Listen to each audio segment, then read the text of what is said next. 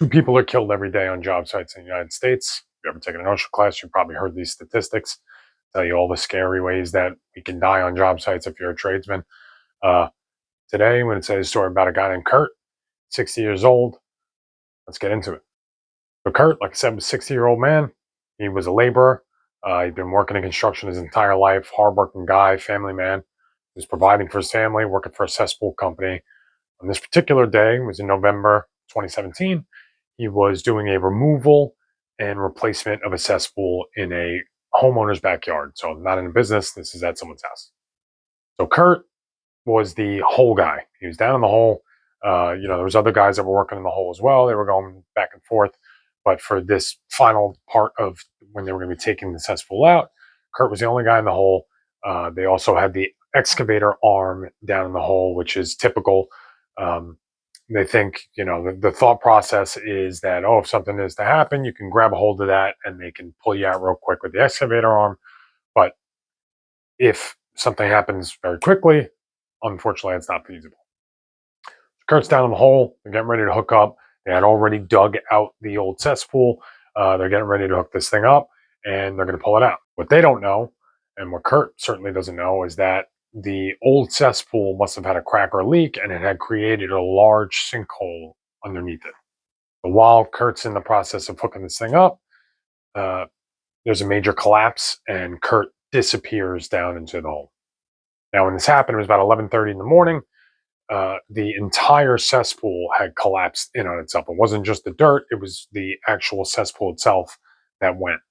So it's like I said, it's about 11:30 in the morning. When it first happened, they could still hear Kurt at this point calling out. Obviously, immediately they called 911. Emergency services worked their way out there. It took them about 10 minutes to get on scene. And at that point, Kurt was still calling out, but he was faint and he was losing oxygen already at this point. So obviously, the first thing you think is there's a big machine on site, dig this thing out, get Kurt out of there. Unfortunately, in a situation like this, if you've ever seen a cesspool, number one, they're very, very deep. Number two, like I said, there's a sinkhole underneath this. Also, you have a person underneath there. And like I said, there's rubble. So you're not able to just dig through the rubble to get to Kurt. So emergency services and the company themselves worked tirelessly to try to get down to Kurt, but it had been 4 hours by the time they were able to recover Kurt's body.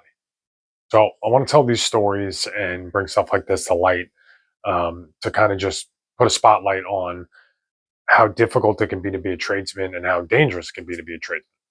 Tradesmen build the world around you, from your roads to the roof over your head to the lights that you flip on every single day.